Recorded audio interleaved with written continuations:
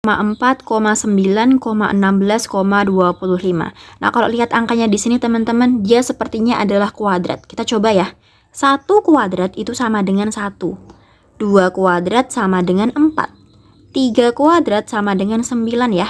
4 kuadrat itu sama dengan 16. 5 kuadrat sama dengan 25 ya. Jadi pola selanjutnya adalah 6 kuadrat. 6 dikali 6 itu sama dengan 36. Jadi jawabannya yang C ya, 36. Nah, sekarang kalian coba soal nomor 19.